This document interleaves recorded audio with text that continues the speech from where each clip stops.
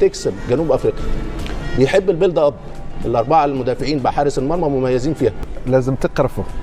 تقرفه. ايوه اقرفه وما تعملش واعمل عكس ما هو عاوز. فانا قلت ان هو بيحب البيلد اب فاضغط عليه. عنده لعيب رقم 4 في نص الملعب بتلاقيه في كل حته، ده عقل الفريق. مكينه لازم حد بعد اول ما تفقد الكره عليه هيصعب البيلد اب. حاجه ثانيه بيرسيتاو ومورينا الجناحين سرعه وهم بيروحوا للامام، صحيح، انما بطاء وهم راجعين للدفاع. فالجناحين بتوعنا والباكين بتوعنا سواء مزراوي سواء حكيمي العب وراهم بسرعه، العب في المساحه دي عشان من المساحه دي هي اللي ممكن تخلق فيها فرص وخطوره بالنسبه للفريق. حاجه البيرسي تاو انا ما بحبش اكشف نقاط ضعف لعيبه الاهلي، بس اللي هيلعب على بيرسي تاو اول 4-5 كرات مهمين، لازم تقرفه تدبدب وراه تك تك تك، هو بيخاف.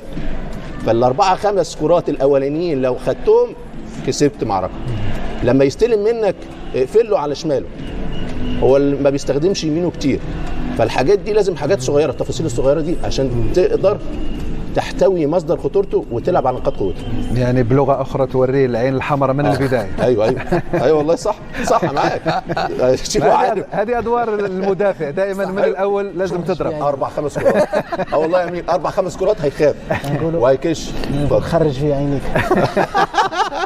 وحاجه الفكره حلوه، هو ما بيحبش يدافع كتير ويرجع كتير، فاللي ناحيته يجري اول 5-6 سبرنتات اقرفه انه يرجع، وبعد كده هتلاقيه زهق وانت هتلعب. حتى زوان بيحب الاستحواذ، خد منه الاستحواذ. هو بيحب يلعب كرة قصيره، تمريرات قصيره، خليه اجبره يلعب كرات طويله. هو بيحب اللعب السريع والريتم السريع واللعب المباشر، هد الريتم. فكل حاجه هو يوجدها بطلها له، اعمل له عكسها. فالنهارده ال7-8 دول بتوع سان داونز، احنا شفنا كلنا سان داونز في دوري الابطال بيدوخ كل الفرق. ليه؟ لانه بيستحوذ وبيلعب كوره وبيلعب بيلد اب بتاعه والتدرج في الكوره والانهاء المميز. الحاجات دي لازم انت تعمل ابطال مفعولها. يعني البيلد اب اضغط عليه عالي.